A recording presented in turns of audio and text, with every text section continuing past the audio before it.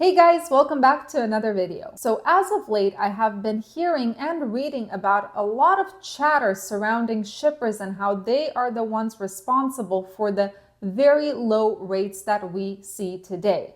Now, I know that on this channel, we try to blame carriers, we try to blame brokers, we try to blame the fact that there's too much capacity, that there are too many people moving to the United States. We blame everyone under the sun, but very, very rarely do I see us talking about shippers. Now, this chatter happened after the big players released their quarterly numbers. Personally, as many of you know, I do not work with direct shippers unless it's on accident. But over the past few months, 2 months to be exact, those accidental run-ins did not end well because those rates that were offered by direct shippers were absolutely horrendous. Now, at first, I thought it was a fluke, but seems like it is not. So let's chat about it. Ready? Let's go!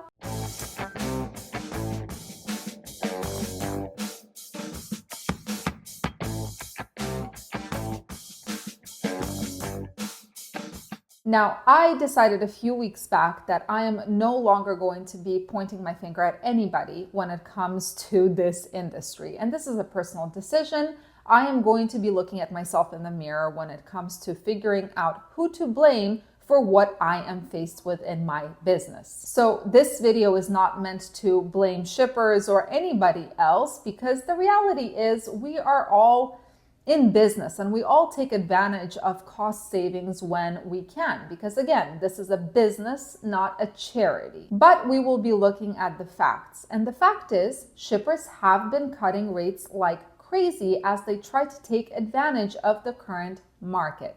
Now, according to the Journal of Commerce, Knight-Swift released a statement, and I quote, "The early part of the bid season led to greater than expected pressure on freight rates as some shippers are still trying to push rates down further. In some cases, we have lost contractual volumes because we were not willing to commit to further concessions on what we view as unsustainable contractual rates." Now, back in February of this year, when bid season really started heating up, there were a ton of carriers, big and small, who tried to hold the line, just like a lot of you recommend doing. Hold the line, don't agree to cheap freight, and if enough people do it, it's going to change the situation. So that's what they were doing. And while that is a wonderful theory, sadly, it does not always work. As Derek Leathers, the CEO of Werner Enterprises, said, "Clearly there are customers that are looking to try to take one last fat bite out of the apple before the market reaches a turning point.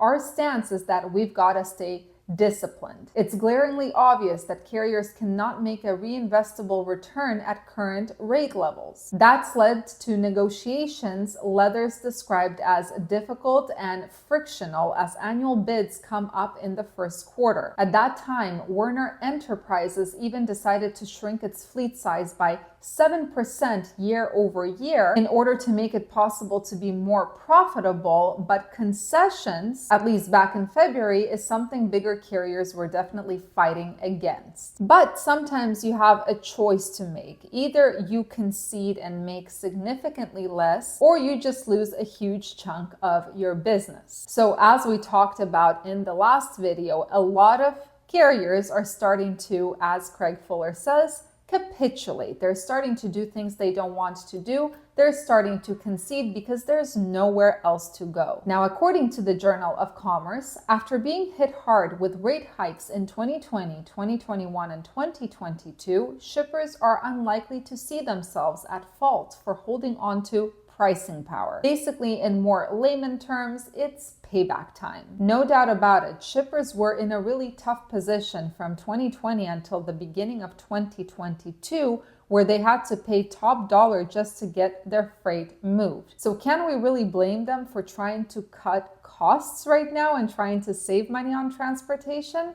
Well, no, we can't, as much as we want to. And while I refuse to point the finger and put blame on someone else at this point, as I said in the beginning of the video, I do want to theorize about the future a little bit. The fact that the market is going to turn is inevitable. The question is when. As shippers are cutting rates, they're making it less possible for carriers, both big and small, to survive, at least at the size they are at right now, right? Some are downsizing. Others are not able to or unwilling to perform maintenance and the needed repairs on their trucks. So breakdowns are more likely, which results in missed appointments. And then there are others that are completely shutting down and going out of business because they can't handle this anymore. In other words, this constant downward pressure that stems from the fact that shippers are trying to save money because of how much they overspent back in 2020, 2021, it all has an effect on capacity. So my question right now is, how are shippers preparing for the inevitable pendulum swing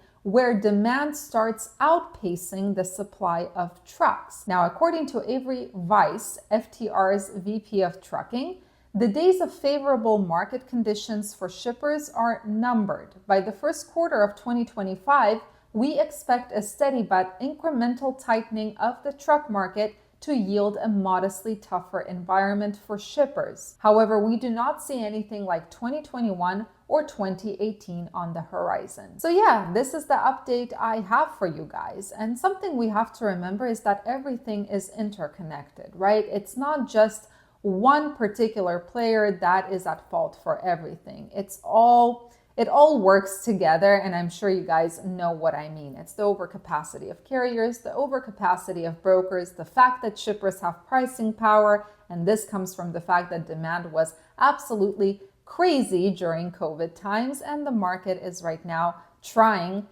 and failing so far to correct itself. But anyway, thank you so much for watching today. I hope you have a wonderful rest of your week. Stay safe, stay healthy, and keep learning. See you in the next video.